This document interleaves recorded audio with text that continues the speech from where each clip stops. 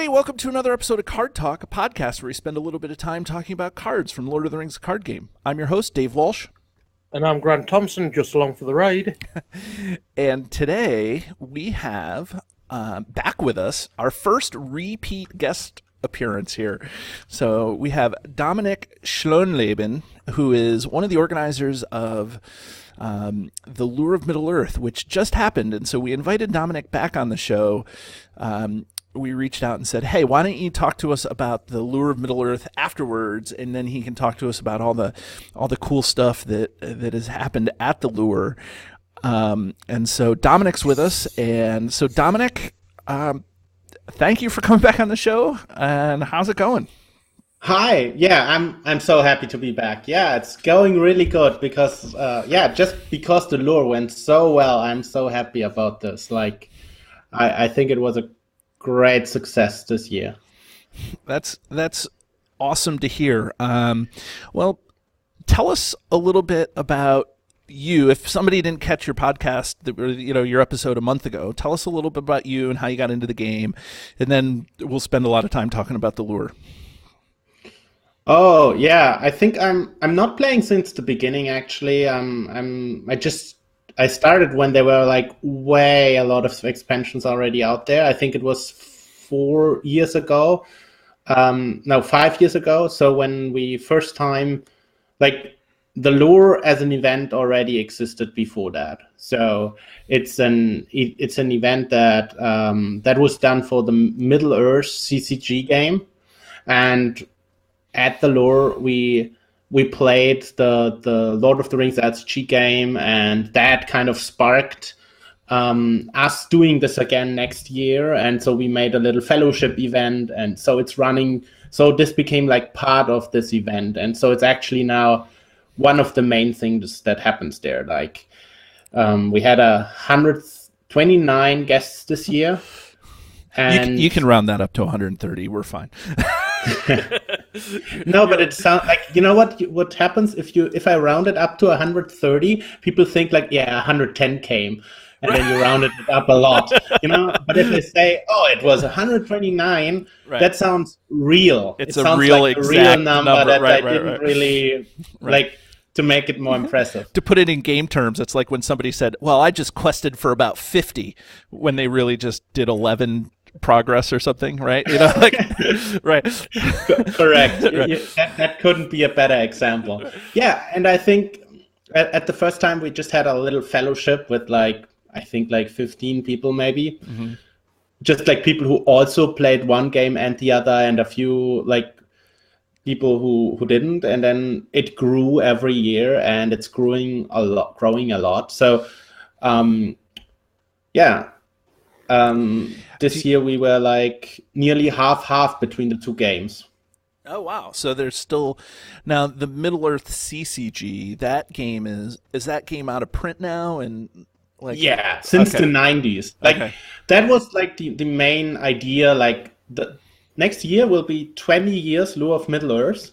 So when the Lure was established, it was more like Wolfgang, the guy I'm doing the event with, he was saying to his friends oh yeah, let's meet again and play the game like we did in the past. And so they met at this castle, and so it was just friends meeting, which then this event grew out of. And now 20 years later, it's 120 people, and everyone is playing Lord of the Rings games the whole weekend. That's great. And so you had 129 people, and how many of those people would you say were, I don't want to say German, but European versus international? How many people came from the United States? How many people was this a weekend trip versus how many people was this a big, huge deal? I think it was from Europe. It was nearly all of them. Okay. There are just a few people who take a really long trip. So sometimes we have one person from Japan or something like that. We have a few international guests from the US. So I think it was this year maybe 5 people were coming from outside of Europe.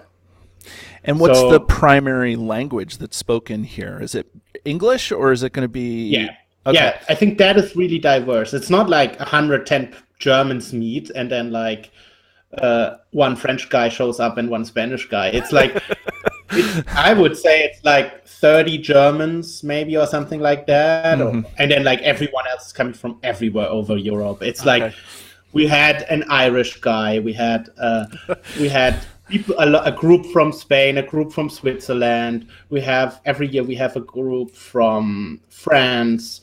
So I ask about the language because for people traveling from wherever this podcast gets to, I think it's important to know that if you're listening to this podcast, you probably know and understand English, and the primary language that's being spoken here is English and not correct. Right. Yes.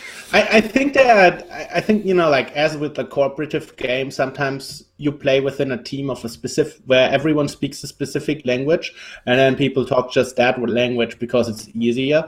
But in general, everyone speaks English at a point where like you can enjoy a game and a beer with them and it's not a problem. Like I think that's something that for an American audience, maybe just something that you should mention, that it's pretty common in Europe that everyone at least speaks that level of English. right. Or at least if you're a card gamer, you have like a certain background normally that enables you to speak this level of English. Well, let's talk about some of the visitors you had from the United States then. You had a couple of people from the United States, like who? Oh yeah, so there was this guy. He's like he kind of worked on our game, but just, you know, he didn't invent it. So like Yeah. it's just Caleb Grace. Oh, just Caleb. Well, No, just Tell joking. us No, about- it was yeah, yeah, amazing that Fantasy Flight Games, they really sent the designer of the game, and he was so fun to talk to. He played games with us, joined us in all the events, and yeah, just like I think all the players, they were so happy that like to get this attention that we as an European event really get such a star guest. right. You can spoil this for us, Dominik. Is he a good player of the game? Yeah, he's surprisingly good. You know, like there's this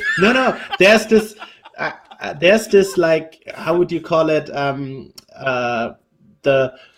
If you like, there's this notion, or at least maybe it's true in a lot of cases, with the designers of a game, they are really bad at their own game. I gotcha. Right. So there's the stereotype, Right, and right. he's not at all like that. He's like, I played with him in the fellowship event, and where you have to create the encounter deck for the enemy, for your opposing team. Right. And he's just like, I let it do Caleb because I had to do some event stuff, and I was happy that I just like had to sit down and play.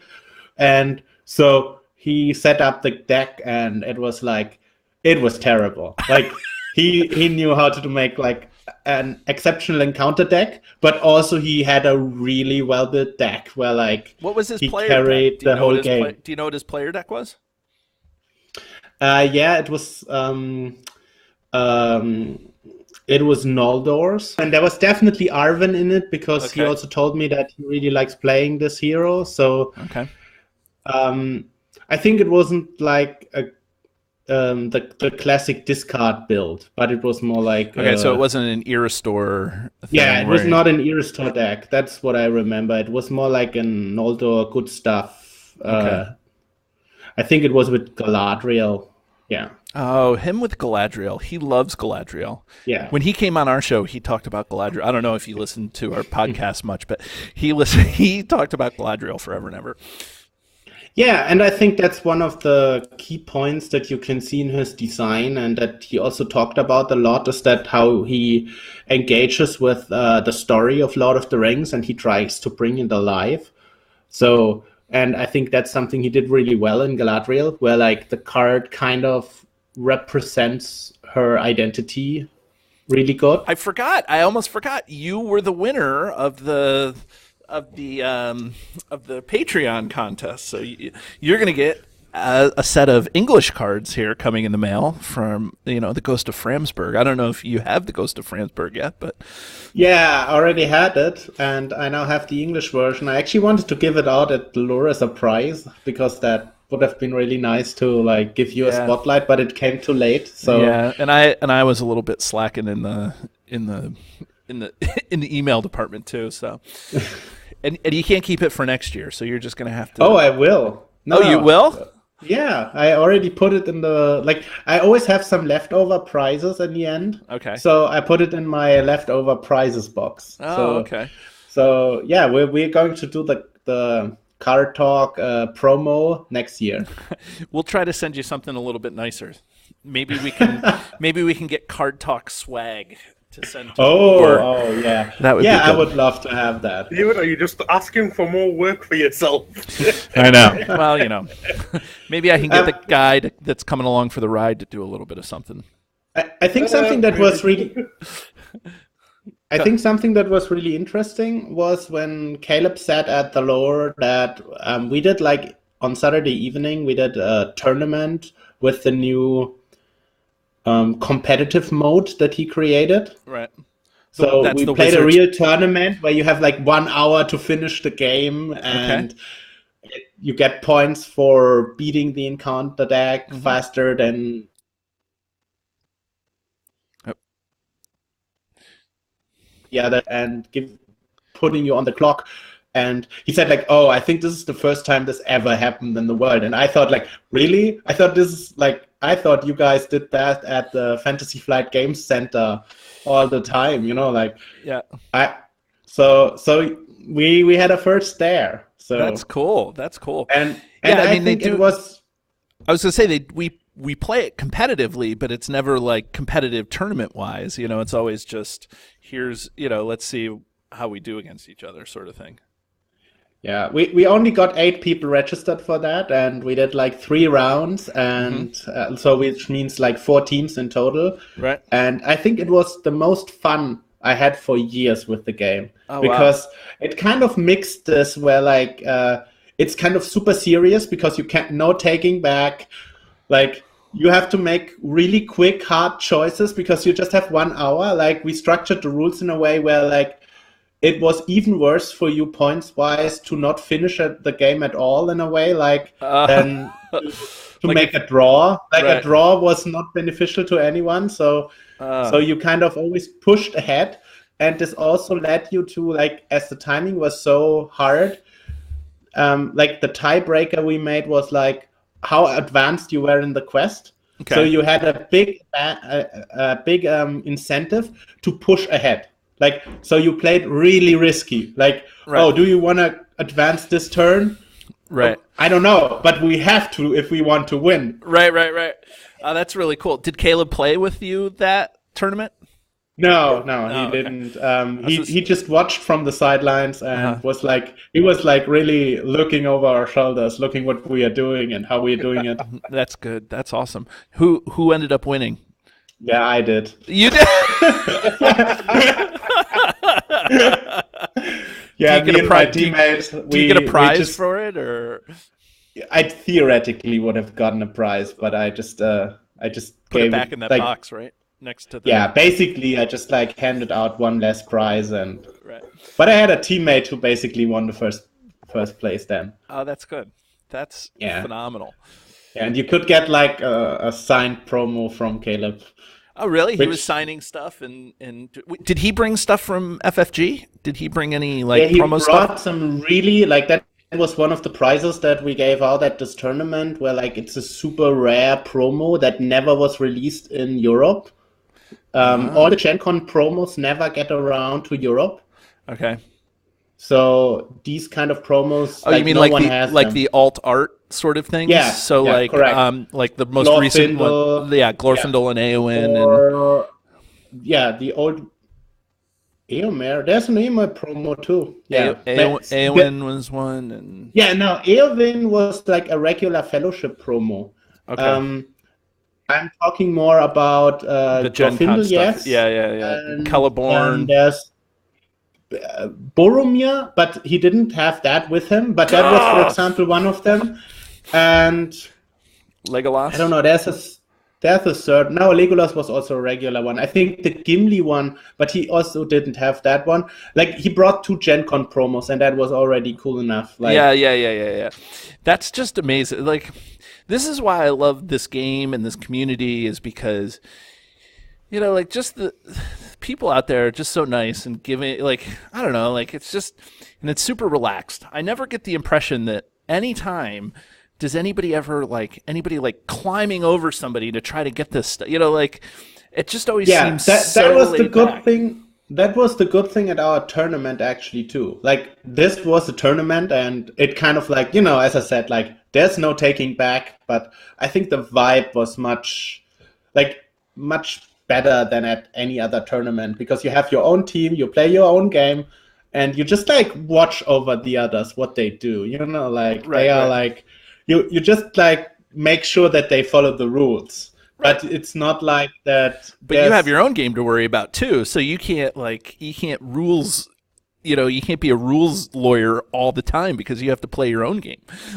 Maybe, but also it's like it's not as maybe I don't know. There was like, it was really experienced players just playing at this super tournament. So I gotcha. There wasn't like a big deal with like what is the rules and how to interpret them. Like everyone was playing at a really high level. Okay.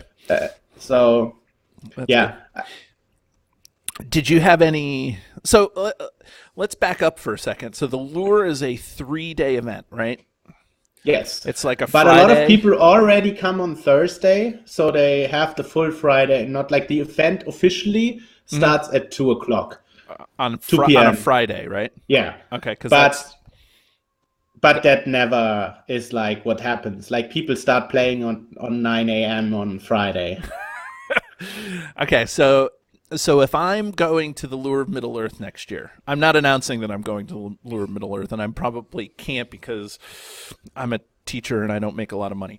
But I would love to go. So if I am going to the Lure of Middle-Earth, what does that look like for me coming from the United States? Like, what does that, like, so we fly into... I think that you fly into Frankfurt, okay, which is the closest airport. And there are normally a lot of direct flights to Frankfurt. It's one of the biggest airports in Germany. And then in Frankfurt, you take like a regional train, which is like 45 minutes to the castle. Like it's really well connected. Okay. So you just go from the airport directly to the train. There's a train station at the airport, and you go with one train directly to the castle. And is there a train station right at the castle, or is it just Okay.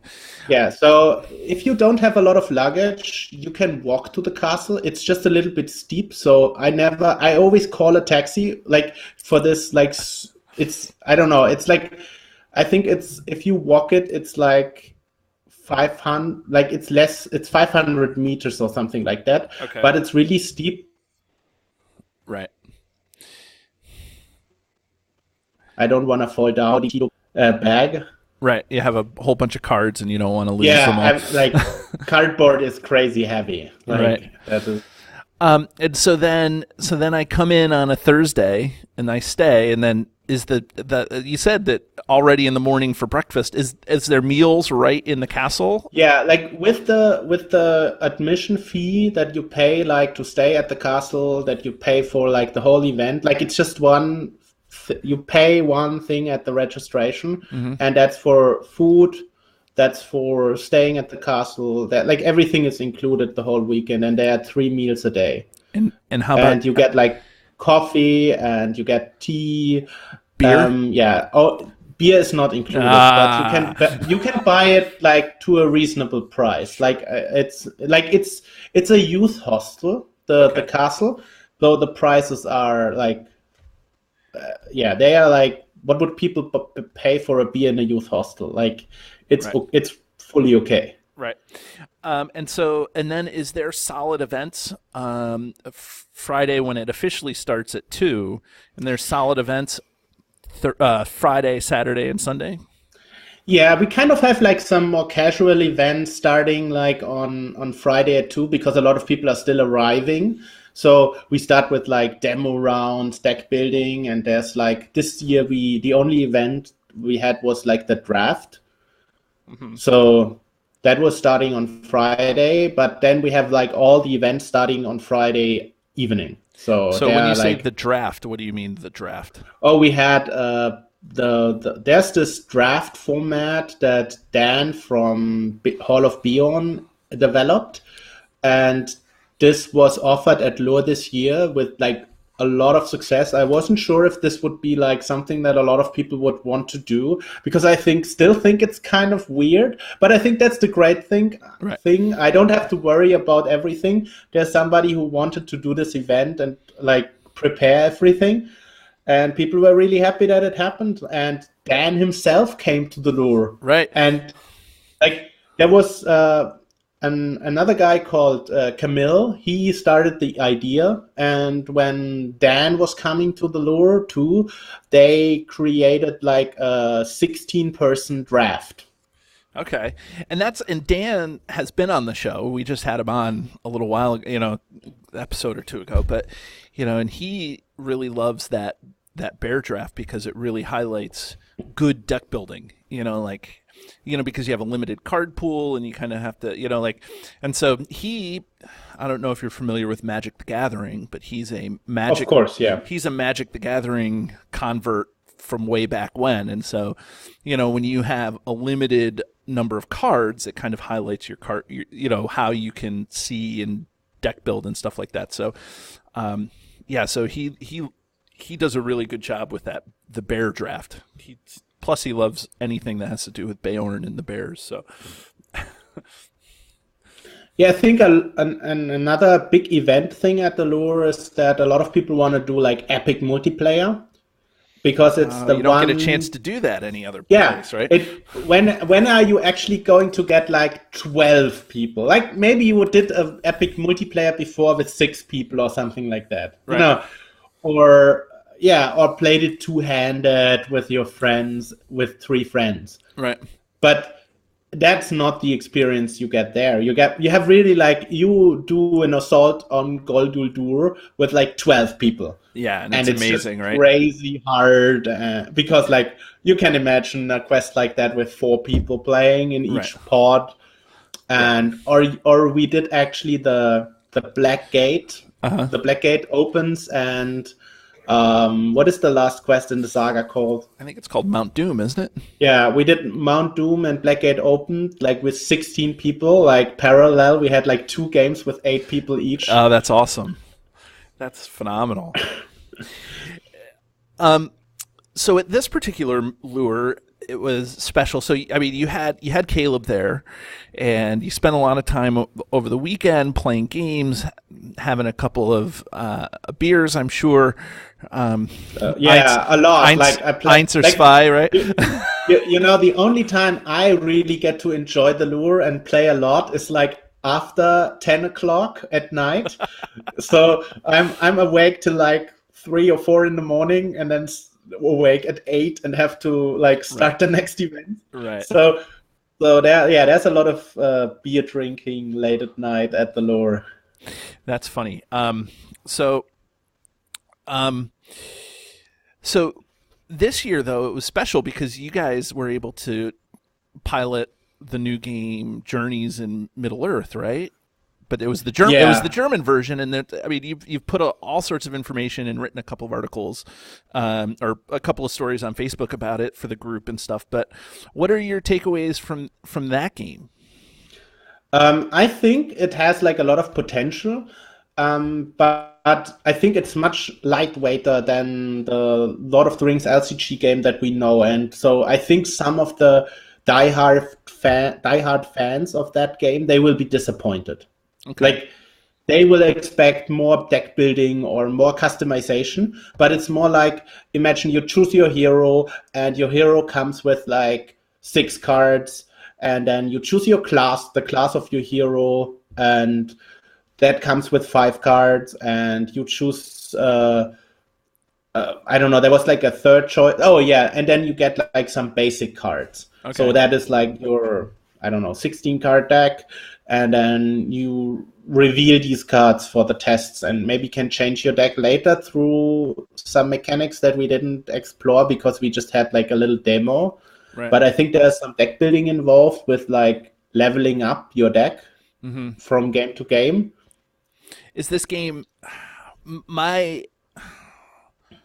feeling is the game is not really a deck building game at all. Like it's more of just what I call a hybrid game, right? Yeah, I think the deck building is not in focus. It's more like a gimmick that is added to the game, where like the game is more about living through this Middle-Earth story where you explore a map with these heroes that it kind of reminded me a lot to like a more storytelling version of Descent or something like that, where some enemy spot over here, but if you go there, the app tells you a story of what they are actually doing and why you are doing all of that, and you don't know everything in the beginning. You just see a small part of the map and you have to explore it.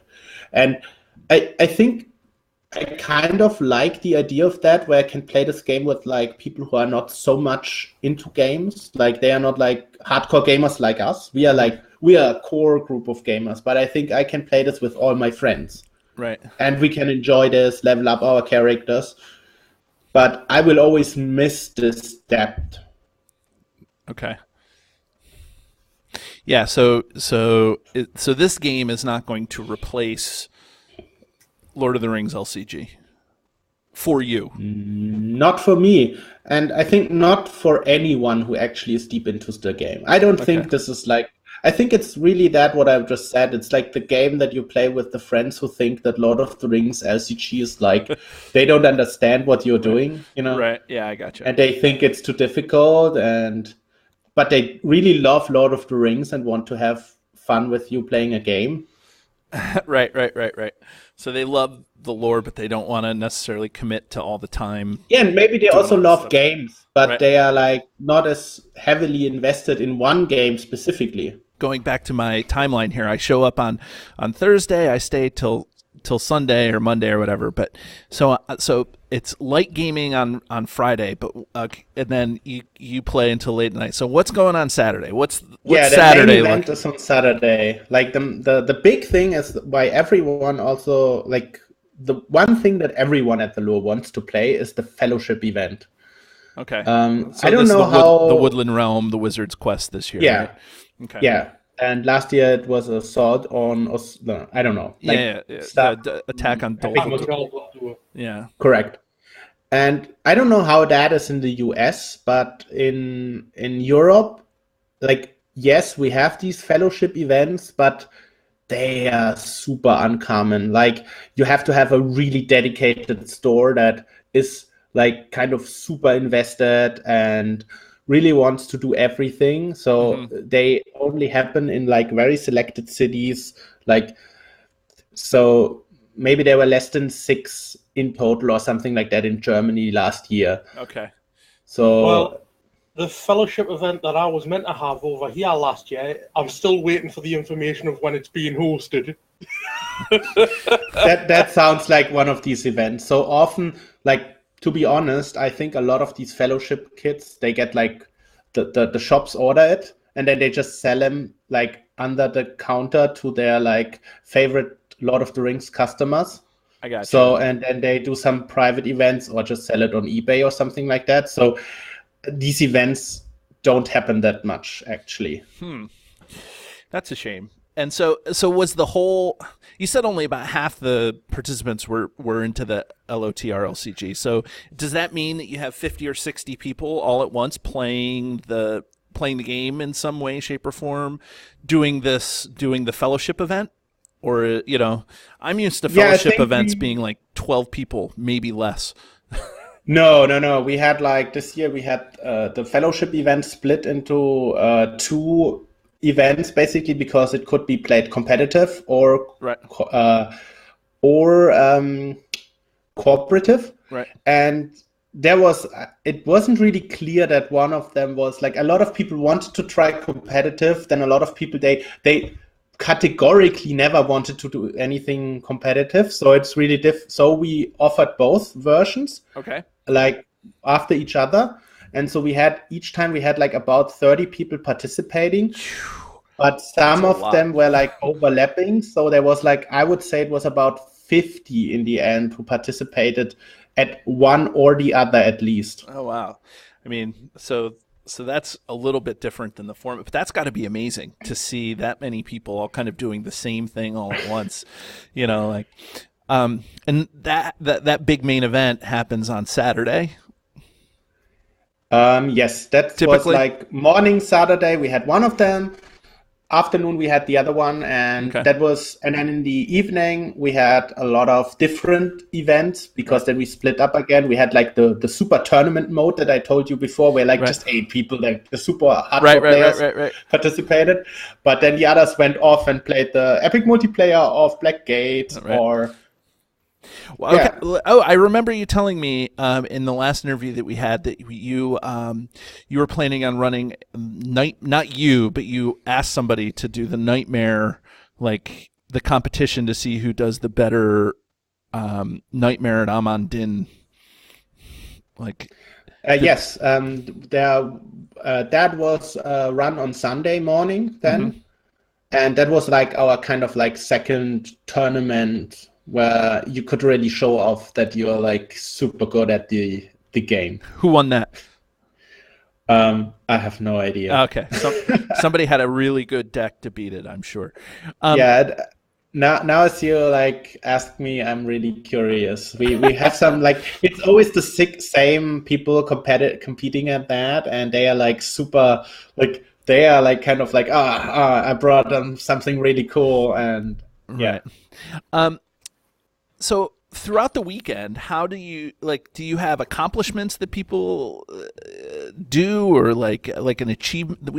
In the US we call it an achievement system, where you're like, hey, I played a game with 4 different people, or I was able to get Caleb to sign a card, and you get that achievement or something, like, how was there something that ran through the whole weekend that kind of bound it all together? Yeah, we tried something like that this year, and we called it the Marathon Challenge, and I think that will be like the main thing like next year. Like that's the one thing everyone really loved and everyone engaged with, and that kind of interlinks with every event, because you can do these challenges at everything that you do at the lore. Like you participate in another event, but you can of course still do a challenge too. So, and the Marathon Challenge is, of course, because we play a cooperative game, the challenges are cooperative. Right. That means like you don't count your own challenges, you just count the number of challenges people did at the lore. Right. So it's not important that like everyone gets a card signed with Caleb, like in your example. Like if we would have this challenge, it's like somebody has to do it and record it and put it in like this was done. And then we unlocked like prizes for everyone who did at least one challenge. Oh, that's cool.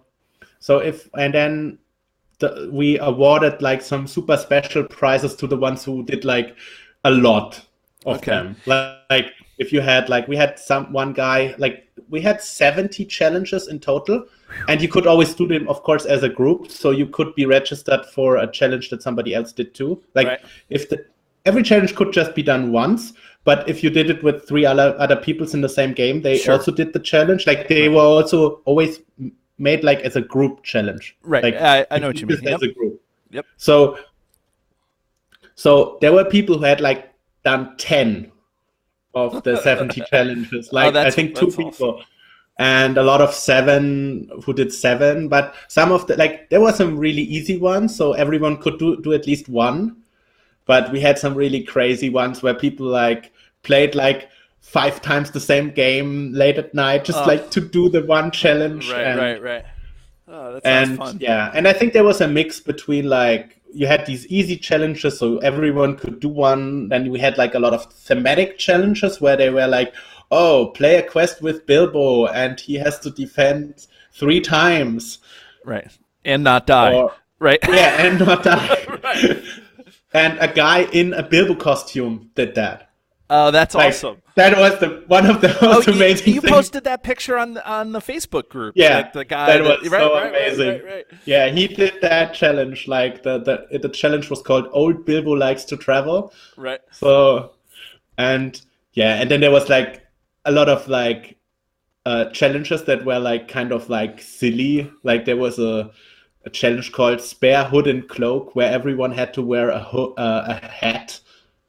Like, and so people like, of course, didn't have any hats, and so they built hats out of like paper and put them on. Oh, that's funny. Right. Just like to do the challenge, and and one that you had to play outside, and it was super cold, like because it was raining, and so no one actually wanted to do it, but somebody had to. I wouldn't take my cards outside if it were raining. That's for sure. No, I didn't. Like you could you could find the point where it didn't rain, but it was still like really cold outside. Of course, yeah. I'll play in the cold. I'll play in the cold all you want, but I'm not going to play in the rain. That sounds really fun. Yeah, it was called and we had all these funny names. Like that quest was called like down the Rhine, which is the river that you can see from the castle, and the line on the quest was like, play a game outside while enjoying the scenery of the Rhine. And I think you had to play down the Anduin, actually. Yeah, I think that was part right. Yeah. At least it wasn't up the Anduin. Up the Anduin can be a lot harder to play than down the Anduin.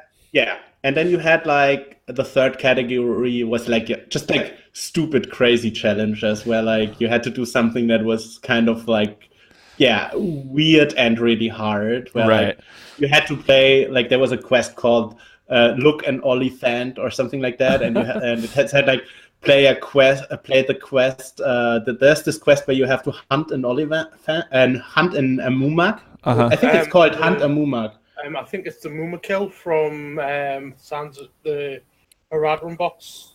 Correct, yeah. And then it says like, win this quest only playing hobbits. Oh, that's horrible. I think the quest is really hard already. Isn't there a Mumak in one of the Heirs of Numenor quests? I think there is. Yeah, in Orthilion, but you don't hunt it. It basically comes out and just stomps you. Yeah, but you can still kill it. It only takes 3 damage per turn, but you can still kill it. I think you need to get better at creating your events here. You know, no, I'm just kidding. Oh, I think I'm not sure if anyone did that one actually. I think that was one of the hardest, like where like it's super specific and super hard. Right. And if you don't bring your whole card pool, you may not be ready to play a whole Hobbit deck, or so, or if you have a Hobbit deck, it may not be suited for the quest or something. Yeah, I think our target is to have like a lot of quests, more challenges next year, like have like 150 challenges instead of 70, and then like have a lot of more that are less crazy and like. That's funny, but you always like to see like that one person that's willing to, build a Hobbit deck just to try to see if they can get that challenge. So like, look, there's one challenge on the board. We had a few challenges that were just like, like we being funny, and we didn't really think that somebody would do them, but people did them. Yeah, you put them up on the board, somebody's going to do them. Yeah, so we had a challenge that was like, try hard, like being a tryhard or something like that, and you had to like just like play a quest alone, like, which is like the most. You're in a room with 130 other people. Yeah. And you're going to go off in the corner and play all by yourself. And the quest said like something like, play any quest alone if you really want to do that. Right. Like that was the text of the challenge. Yeah. Oh, that's so funny. That's something David would do. Just any challenge on the board. If you put it up there, it sounds like you want me to do it. So I definitely would be all over doing anything. Like, yeah, I mean, you have to get to the 10. You know, like you have to get somebody had to do these challenges to get to 10. Right. I mean, like, yeah. That's super fun. It sounds like you and you organize this with a friend of yours, right, Wolfgang? And so no, Wolfgang is just basically doing more like the organization stuff on the the castle side. Like he manages the rooms and does like all the payment stuff, and I'm doing more like the website, the promotion, and also Wolfgang is just doing Middle-Earth the Wizards, right? Like the CCG. And I'm just doing all the Lord of the Rings LCG stuff. It sounds like you guys though put a lot of effort into this, and it sounds like it's a lot of fun. And I wish that I could get to one. It like I would love. Caleb posted a picture of him like in the mountains behind the castle, and like it's him and the castle in the background. Like I love that. I want to live there. Like that's where I want to be. You know, it's amazing. Yeah, I thought, like, when I saw that picture, I thought, oh, God, we have to update the pictures in our event homepage. Like, they are so much worse. Yeah, yeah. But I did the challenges together with Simon. Like, he's a very active player in the German community. So all the praise has to go to him. I added maybe some funny challenges and added some ideas, but like all the work was coming from him there, so I don't want to take that credit. Okay, well, between the three of you, you definitely sound like you put on an amazing event. It looked like an amazing event from everything that was posted. Yeah, I mean, it was like for the whole weekend. That's just me being good on social media. Well, I was going to say for the whole weekend, it was so good. It must have been awesome. No, I'm just joking. Yeah. I was going to say that just for that whole weekend, it just seemed like, you know, everything that was going on in the Facebook group. You know, there was a couple random questions, but it just seemed like you were posting or Caleb was posting or somebody was actually, you know, like somebody was posting about Lure of Middle-Earth. And so for it to take over the social media stuff that quickly, I just think that that's really awesome. So we did a timeline takeover for this event, like which is exactly what you want to do. It was a complete takeover of the Facebook group. I don't think I saw any post relating to anything other than the lure for about a solid 2.5 days. Yeah. I think the only other post that was really successful was somebody talking about how he really would like to be at the lure. Yeah, right. This guy. Yeah, and this one over here. Right. You have less distance to go, Grant, but... No, but I've got a lot more expenses. I've got 5 kids at home. I'll leave them at home and you can go. I'll let you discuss that with Katie. Okay. But I totally understand where your guys are coming from. Caleb, the whole weekend, he told me like, yeah, you have to come to the Con of the Rings, you know, like you have to come to the next Con of the Rings. And I'm always thinking like, oh my God, that's like, I kind of have to, but that's so expensive to fly over there. Right. I would love to go to Con of the Rings, but it just seems like, you know, for me, even to fly there is a couple $100, and then to stay in a hotel, like it's money. And you know, if I were independently wealthy, you know, it would be fine. But you know, like, well, I guess I'm a teacher, so I'm close to independently wealthy. But you know, like, it's just one of those things that, you know, like it's a commitment. And like Grant said, you know, I have a family too, and you know, they probably don't want to. They would come to Germany with me in a heartbeat. But I'm not sure that they would come to Minnesota to, you know. Yeah, but like, I don't know if that's something maybe you ever wanted to do, like, where like you want to go on a trip through Europe, maybe that's something in the end where you say like, I start at this and then we take more time into Europe or something like that. And it's actually that like the event itself is very family friendly in a way, right. Like where like we have a lot of people who bring their family and maybe they don't play Lord of the Rings, but like their kids, they play with each other, play games, or people play just a board game, or they just go out and hike. and then people just stay a few days longer at the castle. But maybe also that's something for an American audience where they say like, okay, there's this once in a lifetime thing where we can go to Europe, and we just like put it at the, like, maybe we start our trip at like, you know, like there and see this, and then go a little bit further, go to France. Like, it's really easy. I was going to say that right there where the lure is, it's like the France is really close because it's kind of in the southwestern corner of Germany. So I think even Italy is close, right? Like, there's a lot of. Yeah, I think you could do something like that. You fly into Frankfurt, you go to the lure, like stay a few days longer, maybe at the like. It's not really expensive to stay at this castle because it's like a youth hostel. So, and then you maybe do a little trip around, like maybe France, maybe Italy, like maybe you want to see more of Germany. I don't know. Like, if that's something you ever wanted to do, maybe you like put these things together and just like do both. And so it's not like a double expense. It's just like, you know what I mean? Right. Yep. And that's nice to know that the lure, you said this last time, the lure is family friendly, you know, like it just seems like a bunch of people around just having fun playing a game. So, you know, or a couple of games, I guess. And that's good. Yeah, I have this friend and she's coming to lure every year, and every year, like 1 year she had to watch the son of one of her best friends. So she asked, oh, can I bring him? You know, I don't know. And so I said, like, yeah, of course. And then the boy this time, he came again with her. Oh, because really? He thought it was so much fun playing with the other kids. And so it's like he wanted to go again. And so she brought him again this year. Oh, that's really fun. Although it's not her son and she didn't have to bring him. It's just like, like, you know, her friend could have like a nice weekend without the kids. And so. Oh, that's great. Grant and I have always stuck to our guns about this being card talk.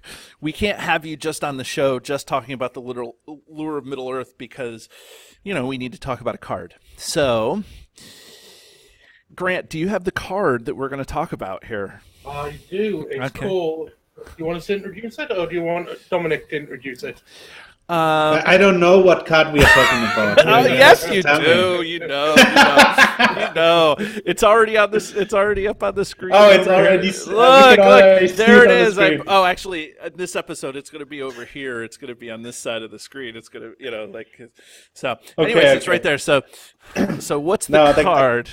The card is Lure of Middle-Earth. And it's the promo card that you only get if you visit the Lure of Middle-Earth, and it's only legal. It can only be legally played at the Lure of Middle-Earth. That's like the first line of the text. Right. It's a one-cost neutral attachment that counts as a condition. With doomed one. Because if you go to the Lure of Middle-Earth a lot, like you're kind of like. You will not return from this. Like you can never recover. Like you can never heal from the lore that it like. Right. So Grant, why don't you read the card? Why don't you read down the card just so everybody sees what we got going on here? Okay, so it's a condition attachment with Doom 1, Lure of Middle-Earth convention only, attached to your threat dial, limit 1 per player per deck. Forced. When this card comes into play, place 1 progress on it for every time you have visited the convention. Then, as an action, remove 1 progress from this card to give a hero of another player +1 will attack or +1 defense until the end of the round. Limit once per round. If there is no progress on this card, discard it and draw a card. Okay, well, this is leading to all sorts of rules questions that I have for you. What are you saying? I worked a lot on getting the rules text right, and now you are telling me I have to make an errata? Yeah, you're gonna have to make sure the next errata that's coming out that we clarify this. So do I have to talk to Caleb that it gets in the next FAQ? So no, let's get tactical here. It says for every time you have visited the convention. So I mean, I could literally just walk outside and come back in, and does that count now as another progress token that I'm allowed to put on? Like, I need to know. No, these I think I have an answer for you. Okay. Like the FAQ for Lure will say like for every time you have actually gone through the registration process, paid for your stay at the Lure. I got you. Okay. So does it's so hard for me. And then entered the castle at least for 30 seconds. I gotcha. Okay. so it's not, you can't just keep going in and out and in and out and in and out, and then you get this card. And so now this is a neutral card, and so like, I mean, it's so does Grima work well with this guy? Like can we use the keys of Orthanc to reduce the doomed by 1? Like, what's going on here? Like, no, I think you reduce gain a resource when you play it. I think that's what the key does. But yes, of course you can, and I think it's one of the best combos with this card.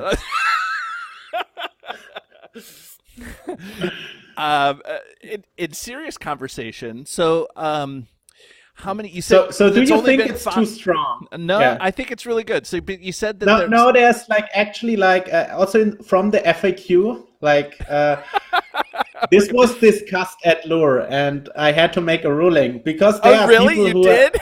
Yeah. There are people who are coming to the Lure for 19 years, right. That's what I was going to ask. And they maybe are playing Lord of the Rings LCG now, and their first question was like, does this mean I get 19 counters? And the answer is, of course, yes. Yes, right. That's how I read it, but that doesn't mean right. That's what the rules text says. Like maybe I put myself into a corner there, but like it's just a fun card to play. Yeah, no, that's what I was going to ask is how many counters typically. So I would assume, and a lot of this is what we call tongue in cheek, but so I would assume that if you showed up one time to the Lure, you still, like, if this is your first year at the Lure, you could still put this and get one counter. Oh yeah, that was the second question I got all the time. Like, does this mean I get a counter if I've what? Yeah. Yes. It's not like a big tease where you get to put this into play and then immediately have to discard it because you don't get a counter on it. No, you can at least use it. Right.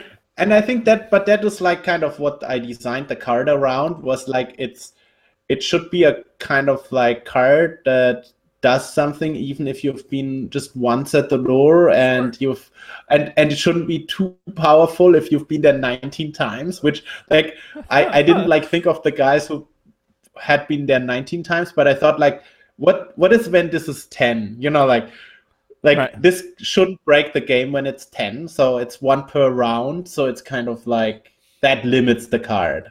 Right. Yeah, I was going to say that's kind of nice that it's 1 per round, and it's only one of the stats.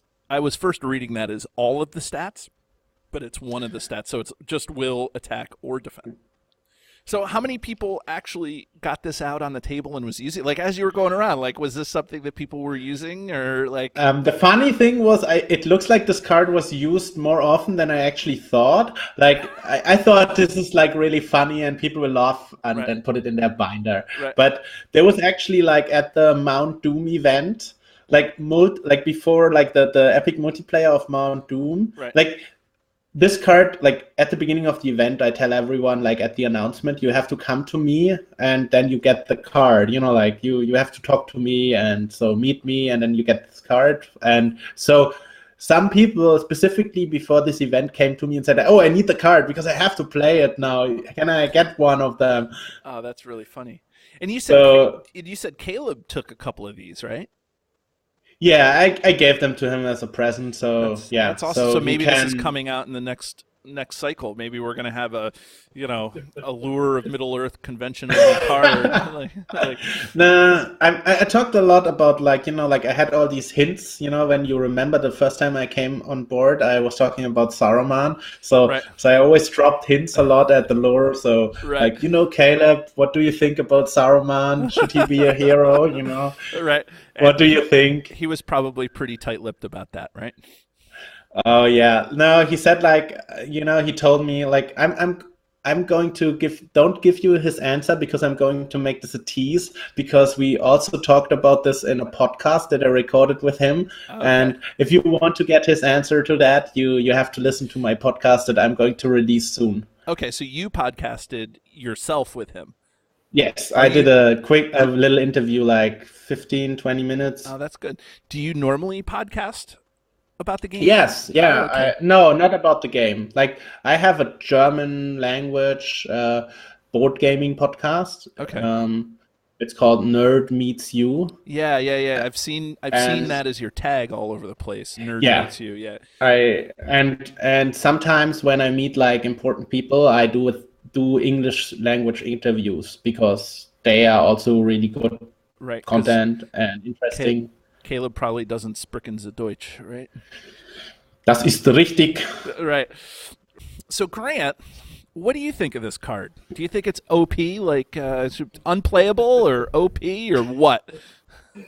I actually like the idea of it. I don't think it is necessarily overpowered because it's limited per round. So if you've been there 5, maybe 10 times, you've got 10 turns with it. So, and I like the added effect that when it's discarded, you get to draw something from it. It's not just discard it. Yeah. I'm wondering how many times, like those people that were there for 19 years and had 19. I mean, I never play a game that's 19 rounds long. So, like, maybe this could be a challenge for a future lure. I think that use the lure of Middle-Earth card for at least 5 times. That's the challenge for next year. I think you designed this card completely. I don't know. No, I'm just kidding. You did it. I think the card is really awesome. No. Tell me the truth. Like you don't like it? No, I do. I do love it. I'm just giving you a hard time. I'm just being sarcastic. No, I think what I especially like about the card, that was like one of the main philosophies when we approached it. Like I had like some friends who helped me to come up with like ideas. And one thing that I really like when like it wasn't my idea, but one of my friends said, shouldn't it be a card that actually encourages you to play together? Like where like you are at this event and it should not work alone. This card should not work playing alone. That guy that's playing for that one thing off in the corner. That's not He's for not him. playing this card. Right. Oh, it doesn't say that they have to be in the same game though. Once per round, I could throw my research. Oh my god! I think I could throw it across the hall to regular rules still apply, like. It doesn't say. But I'm already thinking about a 5-year card now, like that you only get if you have been 5 times at the lure, and I'm already thinking about what would it do, like. Right. And I'm thinking also from a flavor perspective, like I think like the image, like I got that commissioned especially for the lure. Okay. So, and I had a lot of thought about what should be on the image, like. We should hand this off to. Did you talk to Dan about getting this the Hall of Beorn guy? Did you get it about getting it onto the Hall of Beorn? That's a funny idea. I should ask him. I think he's going to do that. I think if we ask him, yeah. I think that's totally, like, because he has alternate cards on there. He's got like stuff from his. Really? Yeah, he's got his stuff from his. He hosts a podcast too with a guy Ian Martin who we've had on the show too, and he's got his custom cards from the first age there. So I don't know. Maybe you do it. I don't know, but I'll ask him. It'd be good. It would be great to see this. I especially like this idea where like the game actually like it's more enticing than the ring, like it's Frodo and he has thrown the ring away because he's got the cards now. Yeah, he's got all the cards and then he's leaving the ring for whoever right there in the middle. One of the things that I thought about doing was commissioning art to like as a giveaway for the podcast. Like, hey, give it, and we'll just give alternate art to anybody who's been a Patreon of the show. But I don't know, that's a long time down the road. You can tell me if you need like a connection to the artist, like her name Maya Verfundern. Maya. Yeah. Right. Well, that's good. No, I like that you still have the but copyright of FFG on there. That's good. Yeah, just like make it look real. No, I think that's the standard way how it is displayed in like Strange Aeons. So I just didn't change that. I want to start like if you listen to this and you have like a great idea what like the 5-year card should do, like please approach me. Like right. Yeah. So you can find Dominik on Facebook. He's been posting 1 million pictures since the lure. So send him a message through Facebook, and he will get it. And for any ideas, there's a huge community out there of people who would love to probably do that. Maybe I do like I start like a thread about this. There you go. That's cool. Yeah, I really love the idea of having a special card that you play just at the lure. Like that idea I think is really cool. Those Con of the Rings guys, they have nothing on you. I think that we should just stick to this lure thing. David, you cannot show biased. Oh. Wait until they get on and then we can be biased. Oh, right. I think you are already biased. I've been to this show twice now, so I don't think they can I see a clear bias here. You're just like a real big fan of the lure, and I can really understand that. I can. Yeah, of course. I can I'm currently looking into like maybe scouting their event. So I might come to the next Con of the Rings, but. Just to look what they're doing and maybe they have a few good ideas that I can copy. Oh God, we're gonna be in trouble. So you think I'm going to be how do you call it disinvited? Uninvited, right? Uninvited, yeah. Yeah, you can be a spy. You're a con spy. You're a lure spy, and so you'll have to wear your sunglasses, so that way nobody can recognize you. Because that beard doesn't give you away. You could shave the beard and wear sunglasses, and nobody will recognize you. David, I think if I get rid of the beard, no one will recognize me. Yeah, I will look like 15 years younger, and I'm only like 32, so like. Right, we've started a whole convention sabotage here. Yeah, right. You can walk around with like a trench coat on and like take some of their stuff and put it. Oh, this is good. Instead of corporate sabotage, it's convention sabotage. Right. Forget that. That's so funny. Oh man. Well, Dominik, is there anything else that you want to let us know about the lure? It's been really great talking to you. No, I think we covered it really well, a lot of the topics that happened this year, and I'm really happy how well it went. And what I just want to reiterate is that this is a community-driven event. So if you want to come to the lure and do something or offer a certain type of event or just have an idea, we are really happy to accommodate that. And so that's really cool. And I think I speak for Grant when I say this, but it's always good to have you on the show. You're very relaxed and laid back, and you know your stuff about the game. And so we for having you on the second time, it's been a lot of fun. Yeah, I'm coming the third time. That's not no. Oh, yeah. No. Yeah, of course. Right. Okay, we'll pick a card. It's not just pick a card. It's pick your least favorite card. Oh, pick your least favorite card. Oh, that's easy. Steward of Gondor. Yeah. And I'm serious. Really? Yeah. What makes that your least favorite card? I can't tell you because then you don't invite me a third time. Well, we can't do Steward of Gondor anyways because It's already done? we already did that one. Yeah. Okay. So I can't tell you because you can't invite me anyways because of that. Okay, yeah, that's fair.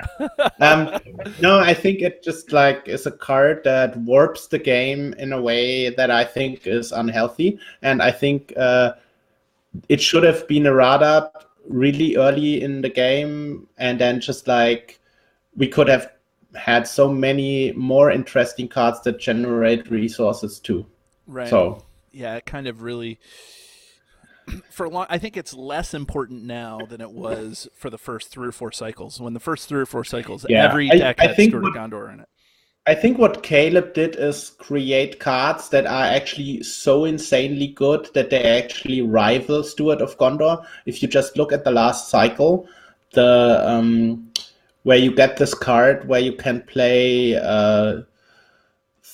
Dale characters cheaper from any color. King of Dale and that sort of stuff. And that is, for example, a card where it's clearly as good as Steward of Gondor once you play it in the Dale deck. It's even better. And I think that's the only alternative that Caleb had. He could either errata it, and I got the vibe when talking to him at lore that this is never going to happen. Right. And so the only option is to do that. And so that's at least something good that we accept that resource generation is broken in the game, and that's just like part of the normal game now. Right. Yeah. I mean, it's right. Is that I don't know if it's broken anymore. Like, I think it just changed the dynamics of the game so much at the beginning of the cycle of the game's life. I think now it's not as huge a deal. Like Spirit Glorfindel, right? Like 5 cost. Like it changed the building of how things were built for so long that it took a long time to kind of recover from that. So that is true. Yeah, I'll find a better card. Well, Dominik, thanks again for coming on the show. We loved having you. It's been one of the longest interviews we've done, that's for sure. But there was a lot going on. Yeah, I'm happy to take the time, and thank you for inviting me. And yeah, let's do this again before you invite the Con of the Ring guys for the second time. Well, there's more of them, so. Anyways, join us again. No. I'm just. You know that I'm just. Yeah. Right. Well, you're always invited on the show for as long as you want. So. Thank you. Everybody should join us again as we talk about more cards from the game. Have a great day, everybody. And if you're interested in finding this or any of our back episodes of Card Talk, feel free to search YouTube where you can find our flagship video episodes with the username Card Talk 2018. Or you can search the RSS feed cardtalk2018.libsyn.org for our extended audio versions of our podcast. Or you can find us on Facebook at Card Talk 2018. And if you have any questions for Grant or myself or for both of us, feel free to email us at cardtalk2018@gmail.com.